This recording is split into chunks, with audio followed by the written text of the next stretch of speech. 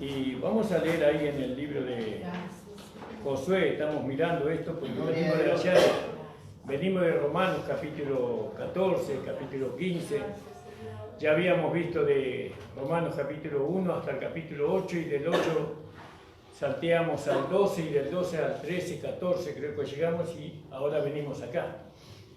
Porque ahora entendemos, ¿no?, que tenemos que estar sujetos a las autoridades que Dios estableció. ¿No? Y bueno, sabemos que en lo que compete a nosotros, Dios estableció autoridades en la iglesia, ¿no?, y a las cuales nosotros tenemos que estarle sujetos en obediencia, ¿no? Y esa autoridad es la palabra de Dios. Amén. Esa autoridad es el Espíritu Santo.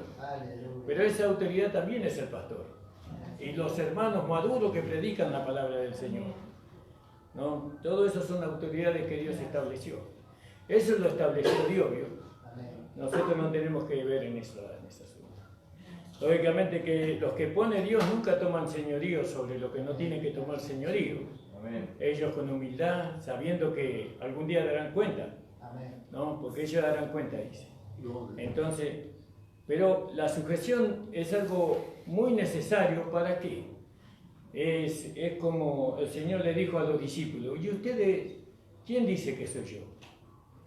Y entonces yo me ponía a pensar, ¿por qué le dijo el Señor? Le preguntó al Señor, ¿por qué el Señor le preguntó a los discípulos eso?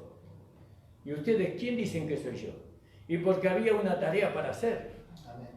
Y esa tarea se tenía que hacer cuando Él fuera para arriba, cuando Él no iba a estar en este mundo, ¿no? Que era la iglesia. Ellos tenían que construir, ¿no?, la iglesia, tenían que perfeccionar a los santos, pero ellos tenían que tener claro quién era Jesús, que Jesús era el Señor, que Jesús era la cabeza, que las órdenes venían de Él, que ellos no es que ellos iban a ser usados por Dios, iban a ellos establecer lo que ellos querían, sino que ellos tenían que establecer conforme le iba dando el Señor en la revelación. Por eso Jesús le hizo esta pregunta: ¿y vosotros quién decís que soy yo? Y entonces yo entendí que, claro, y eso es en todos los órdenes de la vida.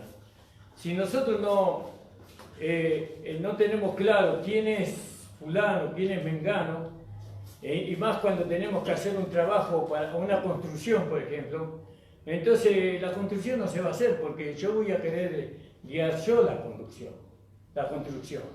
Pero yo no estoy para guiar la construcción, para eso está el ingeniero. Y después está el maestro mayor de obra, y después estará el capataz, y no sé quién más estarán ahí.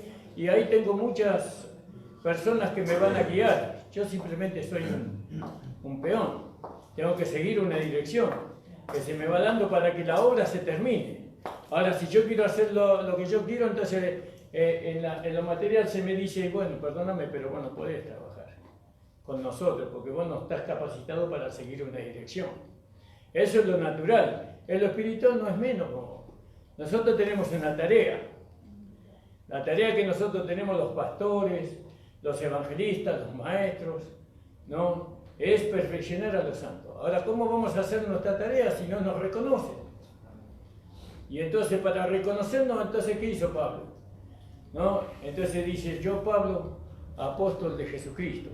Se dio a conocer, ¿no?, que ha sido puesto por Dios como predicador, como maestro y como apóstol. Él se dio a conocer. Jesús también dice: yo soy el camino, la verdad y la vida.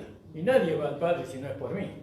Es decir que un líder se tiene que establecer delante de aquellos que lo siguen, ¿no? Pero nosotros no somos líderes como el mundo.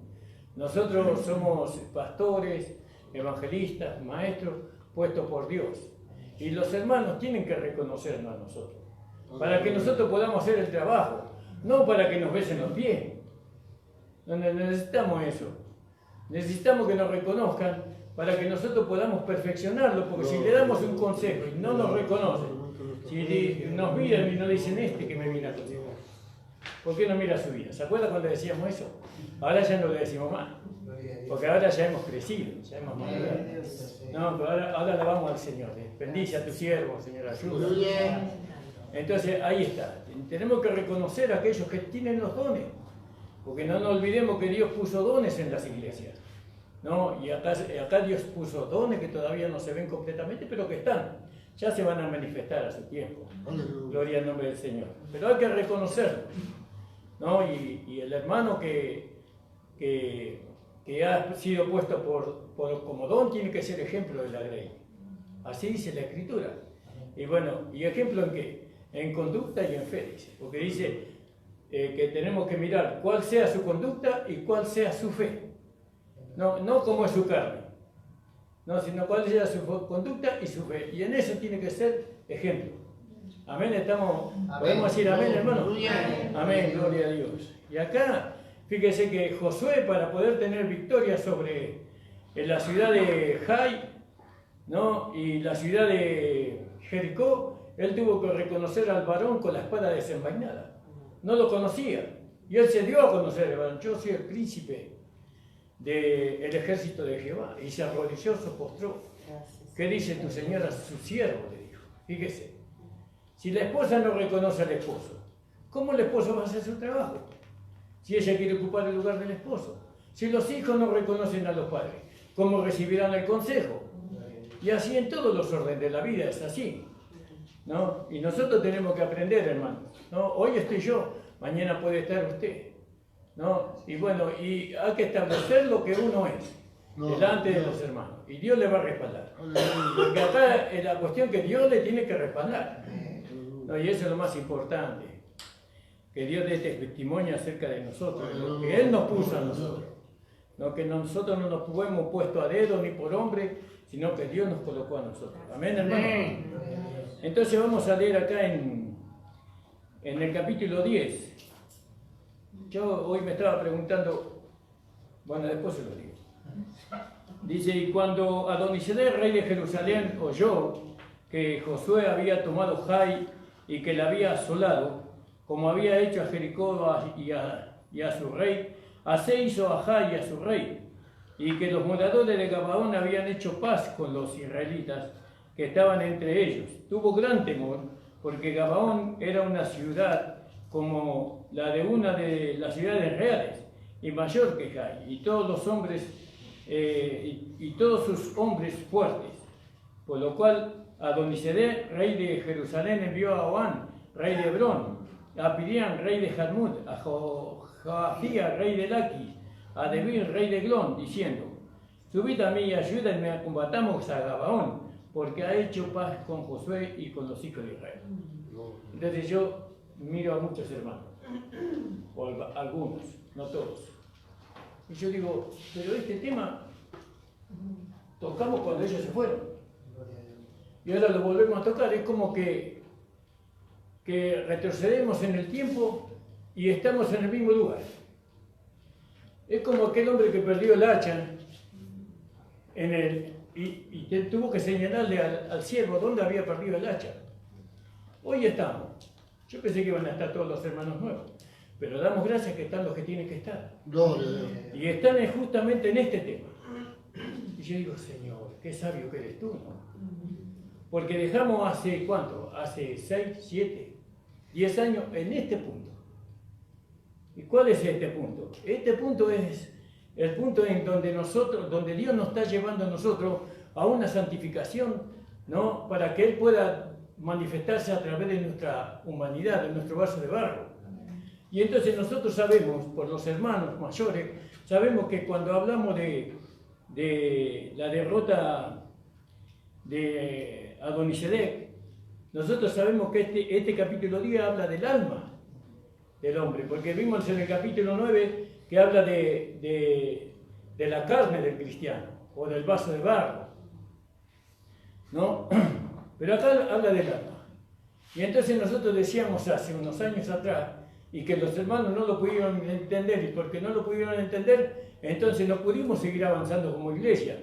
Nos estancamos durante, no sé, 6, 7 años como iglesia. No pudimos avanzar. Pero hoy estamos acá nuevamente en el mismo lugar, en la misma hora, ¿no? Y Dios viene nuevamente con el tema. Veo que Dios no pasa por alto las cosas. Dios, Él espera la rendición. Él prepara todo para que estemos presentes en el momento que tenemos que estar presentes. No sé si ustedes me entienden, pero yo me entiendo lo que digo. Y entonces nosotros vemos que acá la santificación del alma, porque sabemos que, como nos enseñan los hermanos, que esta es la parte del alma del hombre. Y en la parte del alma del hombre, ¿no? Donde está Adonisedec, y sabemos que este Adonisedec significa, no me acuerdo qué significaba, justicia propia. Gracias. Acá, bueno, lo vamos a ver acá. Nosotros lo hemos visto acá con los hermanos, y una hermana preparó como lo entendió ella, lo fue preparando y lo hizo hermoso. Este es el alma del hombre, capítulo 10. Los 5 reyes, que son los 5 sentidos, representan los 5 sentidos. Y entonces el primero rey fue Adonisedec, que significa justicia propia. Este rey tenía en su mano, era rey de Jerusalén. Jerusalén significa fundamento de paz. Cuando esta ciudad está en manos del enemigo, en vez de tener paz, tenemos guerra. ¿No? La paz no se puede sentir. Entonces lo que tenemos que hacer, según la palabra de Dios, tenemos que destronar a este Adonisedec. Tenemos que destronar la justicia propia. Y ese es el motivo por el cual este rey nos venció hace unos años atrás. En nuestra alma nos venció. Y entonces nosotros perdimos la paz. Nuestra alma nunca más sintió la paz. Siempre estuvimos de alguna manera en conflicto, ¿no? Con nuestro pensamiento, con nuestra alma. El segundo rey, lo voy a tocar así a grandes saltos. El segundo rey fue Oán. Oán, que significa, Oán, ¿no? Que significa deseos insaciables, ¿no? Y bueno, y Dios nos estaba haciendo ver los deseos insaciables que no están en nuestra carne solamente, sino que están en nuestra alma. Esos deseos insaciables son llamados concupiscencias también, porque las concupiscencias que están en la carne están en el alma del cristiano cuando el alma no es santificada. Pero una vez que el alma es santificada, estos deseos insaciables siguen estando en el alma, pero muertos, como después vamos a ver en el próximo capítulo 11. Entonces, Oán, deseos insaciables. Y Dios nos hizo saber que había deseos en nosotros, que no podíamos saciar. Pero que esos deseos insaciables nos alejaban de la comunión con Dios, que es lo que significa Hebrón. ¿Entienden, hermano? Amén. Entonces, Dios nos iba llevando, pero nosotros no entendíamos, porque el pastor era un bruto y no podía predicarlo bien. Pero ahora el Señor nos dio un poquito más de sabiduría. Pues la culpa no la tienen ustedes, la culpa la tengo yo, hermano. Entonces dice, después está pidiendo algo salvaje, ¿no? Y la Biblia dice, vamos a verlo acá, hermano, que el hombre es como un animal, como una bestia, ¿no? Ahí en Job 11 versículo 12, gracias Martín. ¿Alguien podría leerme en ese pasaje, hermano? Job capítulo 11, 12. Amén. Asimismo tomó Josué todas las ciudades de aquellos reyes y a todos los reyes de ellas, y los hirió a filo de espada y los destruyó como Moisés, siervo de Jehová, lo había mandado. Amén. Y ahora vamos a leer el libro de Daniel, capítulo 5, 21. ¿Cómo es el hombre sin Dios? Y nosotros éramos como animales en aquel tiempo, ¿no? Éramos como llevados por nuestra humanidad caída, que nuestra humanidad caída es como un animal sin entendimiento, y éramos llevados ahí. Y Dios nos quería sacar de ahí, de esa condición, de ese estado, para edificar una iglesia. Por eso es tan importante reconocer a aquellos que Dios puso para que nos perfeccionen. ¿Entiende, hermano amado? Entonces, Daniel 5, 21 dijimos. ¿Alguien podría leer, por favor? Dice, y fue hecho entre los hijos de los hombres, y su corazón fue puesto con las bestias, y con los asnos monteses fue su morada. Hierba le hicieron comer como a buey, y su cuerpo fue bañado con el rocío del cielo, hasta que conoció que el Altísimo Dios se enseñoreará del reino de los hombres y que pondrá sobre él al cual quisiere. Amén. Fíjese. Entonces, se le llevó a este hombre al lugar donde, conforme su conducta, conforme su parecer, ¿no? Conforme su sentir, él era como un animal, dice. ¿No? Dice, y su corazón fue puesto con las bestias y con los asnos del monte, fue su morada. Qué terrible. Ahí el Salmo 73, versículo 22, hermanos. Cuando nosotros no nos dejamos conducir por Dios, por el Espíritu Santo de Dios, estamos siendo como un animal que no tiene dirección, ¿no? Por eso se le pone cabestro al caballo para poder guiarlo, ¿no? Y yunque al buey para también poder guiarlo, ¿no? Entonces, Salmo 73, 22. ¿Alguien puede leerme? Amén. Tan torpe era yo que no entendía, era como una bestia delante de ti. Así éramos nosotros, no entendíamos. Estábamos cegados. El enemigo, no vimos al diablo, hermano. No vimos que el diablo fue el causante. No, nunca entramos en los lugares celestiales. No pusimos los pies. ¿Por qué? No estábamos capacitados. ¿Por qué no estábamos capacitados? Porque éramos niños. Porque en los lugares celestiales los niños no entran. Es como que usted lleve a un niño al campo de batalla. ¿Qué va a hacer un niño en el campo de batalla? Cuando nosotros subimos a los lugares celestiales, tenemos que considerarlos hombres, no niños, hombres en Cristo. Y ya vamos a pelear contra Satanás, ¿no? Pero como hombres. ¿Qué determina que nosotros somos hombres espirituales? El conocimiento revelado de la palabra del Señor, ¿no? Y la posición que nosotros tenemos frente al diablo. Nosotros ahora no tenemos temor de Satanás. El niño puede temer, pero el diablo, el hombre espiritual no. Dice que él es juzgado de todo, pero él juzga todas las cosas, pero él no es juzgado de nadie. Entonces ahí nosotros vemos aquí voy a agarrar de nuevo, ya me pongo en la cámara, Martín. Ahí vemos a Pirien, alma salvaje. ¿Vio? Y en nuestra alma hay un sentir, ¿no? Que es como las bestias, ¿no? Que la bestia necesita un cabestro para que el azote para que se la dome, ¿vio? Pero no, Dios no usa eso. A este Pirien también tenemos que destronarlo, ¿no? A este sentir, ¿no? De querer, vio el animal quiere ser libre, quiere correr por el campo libre, sin ninguna atadura. Pero nosotros tenemos que despojarnos de este sentir, ¿no? De esta forma de pensar. Y este era el rey de Jarmut. Jarmut significaba elevación, ¿no? Y mire quién estaba en la elevación, el asno salvaje, ¿no? Ese sentir que éramos como la bestia, ¿no? Vio que la bestia cada uno pelea por su comida, ¿no? Por su porción. No importa si el otro se está muriendo de hambre, si come. Cada uno se preocupa por sí mismo. Yo veo ahí en la televisión a las bestias, a veces a los leones y todo, cuando están comiendo la comida, todos se están peleando.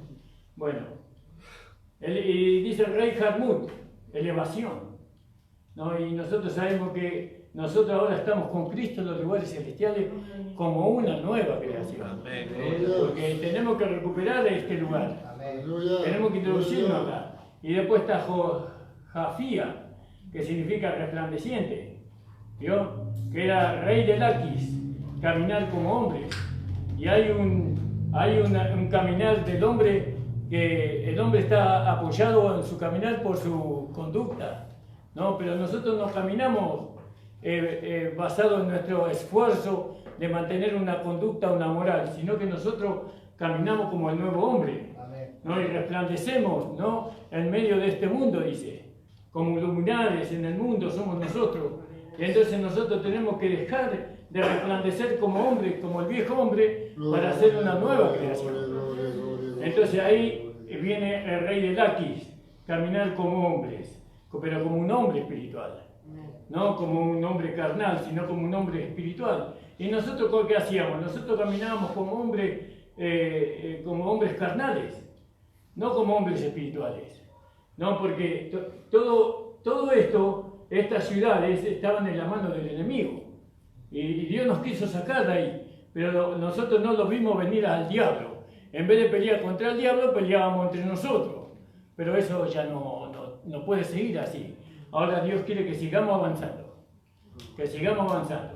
Después estaba Ardevir, que significa oráculo, orador, que aquí habla de la palabra del Señor. Rey de Eglón, ¿no? Porque ahora vamos a leerlo acá porque yo no me acuerdo de todo. Gracias, Martín.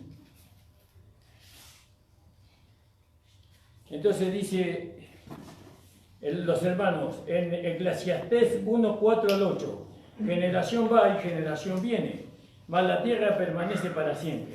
Sale el sol y se pone el sol, y se apresura a volver al lugar de donde se levanta. El viento tira hacia el sur y rodea al norte, y va girando de continuo, y a sus giros vuelve el viento de nuevo. Los ríos todos van al mar, y el mar no se llena. El lugar de donde los ríos vinieron, allí vuelven para correr de nuevo. Todas las cosas son fatigosas, más de lo que el hombre pueda expresar. Nunca se sacia el ojo de ver, ni el oído de oír, ¿no? Ni el oído de oír. Eclesiastés leí 1, versículo 4 del 4 al 8, hermanos.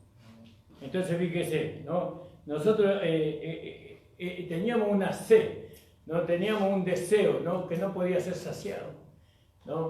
Pero sin embargo, cuando nosotros nos encontramos con esta gracia maravillosa, porque fíjese, nosotros estando en la gracia comienza en nuestro espíritu, no como vida, ¿no? Ahí comienza la gracia, ¿no? Por eso en nuestro espíritu nosotros somos salvos y tenemos vida eterna y tenemos la esperanza de ir al cielo por lo que hemos recibido en el espíritu, porque la Biblia dice que aquel que se une al Señor, un espíritu es con él. Amén. Pero eso nuestros hermanos mayores nos enseñaron a nosotros que la salvación es algo que dura toda nuestra vida. No es que somos salvos acá y acá somos salvos espíritu, alma y cuerpo. No, acá somos salvos nuestro espíritu. Pero ahora acá, en la mitad de nuestra vida, o en toda nuestra vida, va siendo salvada nuestra alma por medio de la santificación. No, la santificación viene por medio de la obediencia a la palabra de Dios. Para que nosotros podamos obedecer la palabra, Dios nos la tiene que hacer entender a nosotros la palabra. Porque si no la entendemos, ¿cómo la vamos a obedecer? Entonces Dios nos hace entender la palabra por el Espíritu Santo que nos guía a toda verdad y a toda justicia, ¿no? Y entonces cuando en nuestra alma va siendo santificado, queda la salvación, la última etapa de nuestra salvación, que es la resurrección, ¿no? Y recibir nuestros cuerpos resucitados, glorificados, semejantes a la gloria suya. Y ahí se completa nuestra salvación, ¿no? Entonces, la salvación se origina en nuestro espíritu, pero ahora tiene que ser santificada en nuestra alma. ¿Cómo viene la santificación? Por la palabra. ¿A quién Dios le da la palabra para santificar nuestra alma? Al pastor, a los predicadores, a los hombres dones que Él estableció en la iglesia. Si nosotros rechazamos a la palabra que ellos hablan, si rechazamos a esos hombres, rechazamos la palabra que ellos hablan, pero la palabra que ellos hablan no se origina en ellos, sino que se origina en Dios, en su espíritu. Y acá no estamos llevándolo a usted a adorar a los hombres, sino que estamos para reconocer que yo necesito ser santificado en mi alma, tengo que reconocer a los hombres que Dios ha colocado. Y entonces el consejo, ellos tienen una responsabilidad delante de Dios, de hacer bien su tarea, de poder santificar, llevar a los hermanos a la perfección. ¿Para qué es necesario que nuestra alma sea santificada? Para que ellos lleguen a la perfección. ¿Para qué necesitamos que los hermanos lleguen a la perfección? Para la edificación. ¿De qué? Del cuerpo de Cristo, que es la iglesia. Entonces, si nosotros rechazamos las palabras que los pastores hablan, ¿no? Si nosotros discutimos o razonamos, no estamos discutiendo con ellos, estamos discutiendo con el Señor mismo. Porque nosotros sabemos, por el mensaje que hemos recibido de la gracia, porque hemos entendido que ahora nosotros somos una nueva creación, que somos la casa de Dios, que el Espíritu de Dios mora en nosotros. Sabemos cuándo una persona habla por la palabra y cuándo no lo habla por la palabra, A nosotros no nos pueden engañar fácilmente, ¿no? Porque discernimos nosotros cuando es de Dios y cuando no es de Dios. Pero cuando es de Dios hay que obedecer. Pero ¿quién es suficiente para obedecer? Nadie es suficiente. Entonces decimos, Señor, ayúdame. Yo entiendo que tengo que obedecer, pero no puedo, Señor. Todavía la carne tira para abajo. Señor, ayúdame. ¿Y usted cree que el Señor le ayudará? Le va a ayudar el Señor.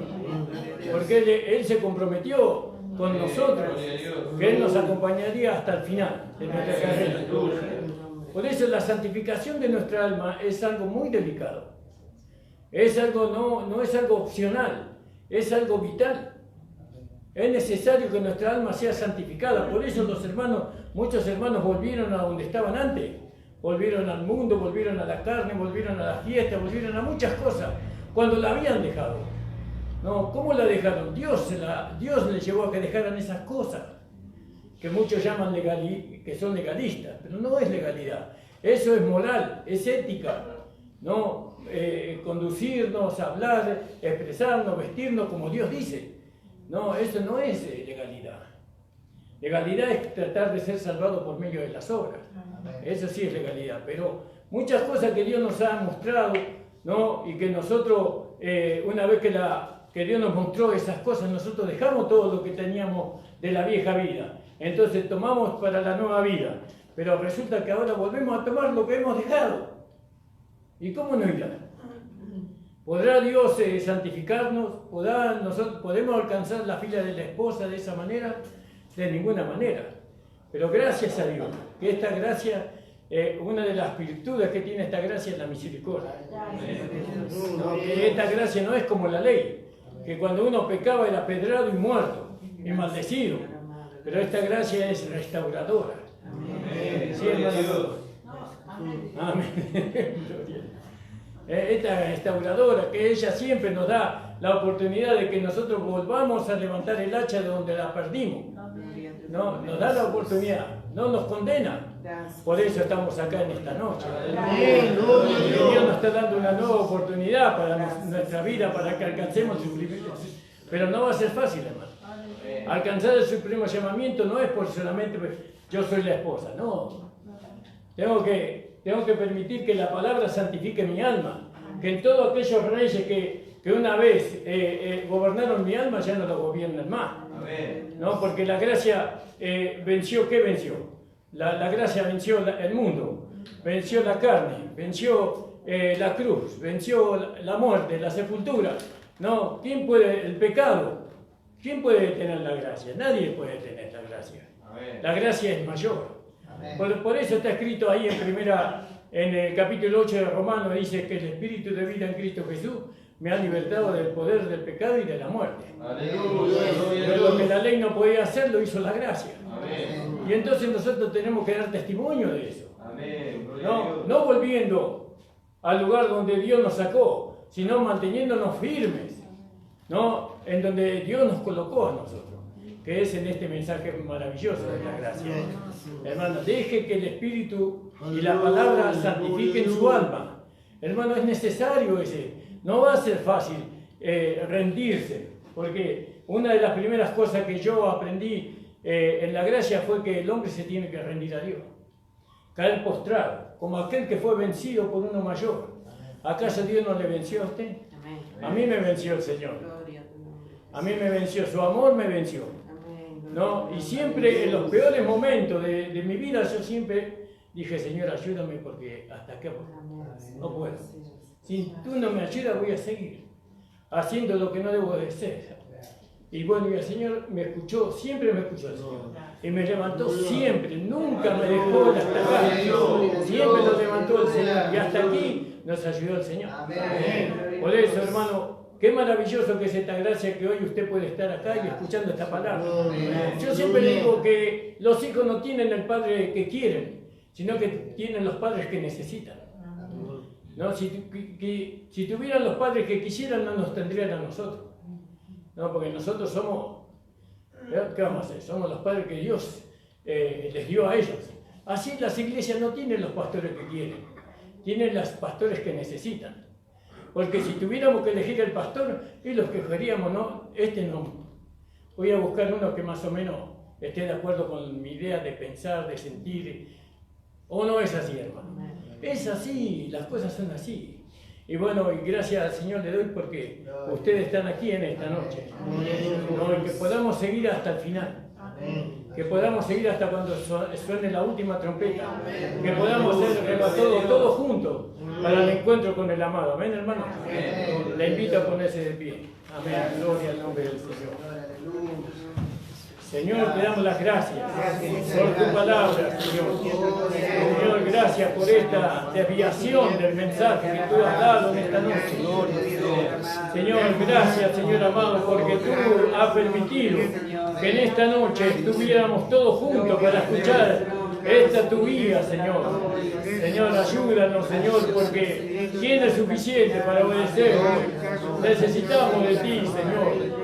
Necesitamos de la llenura de tu Espíritu Santo. Necesitamos de hablar en lenguas nuevamente, Señor. Necesitamos ser renovados con tu poder, Señor amado. Ayúdanos, Señor. Señor, si en algo te hemos ofendido, te pedimos perdón, Señor amado. Ten misericordia de nosotros, Señor Jesús.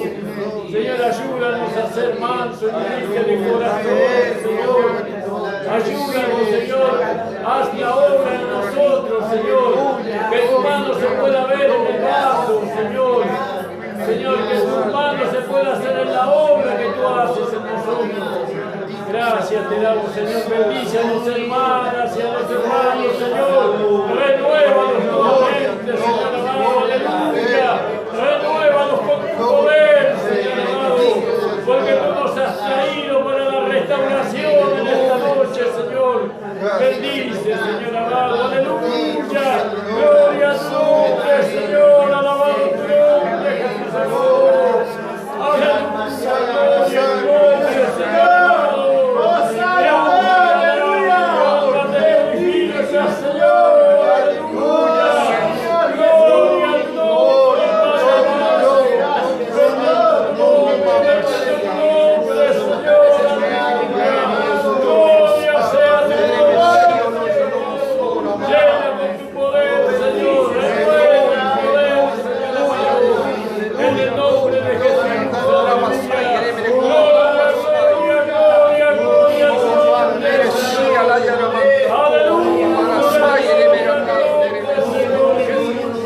Yahshua Mashiach.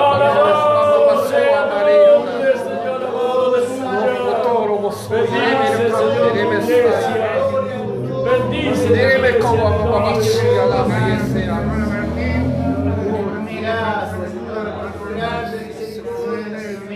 Hechas palabras de vida son las de Cristo el Señor. Ellas alientan mi alma, dan fortaleza y luz. Bellas palabras de vida resplandecen en mi ser. Bellas palabras que nunca en la vida había escuchado hasta hoy. Bellas palabras que nunca en la vida había escuchado hasta hoy. Gracias te damos, Señor. Bendice a los hermanos de regreso a sus hogares. Guárdalos en el viaje de todo peligro, de todo hombre malo. Señor, que tus ángeles los acompañen y los guarden. Quédate con nosotros también, Señor, en el nombre de Jesús. Amén, hermano. El Señor te bendiga la mañana terminado. Amén, hermano.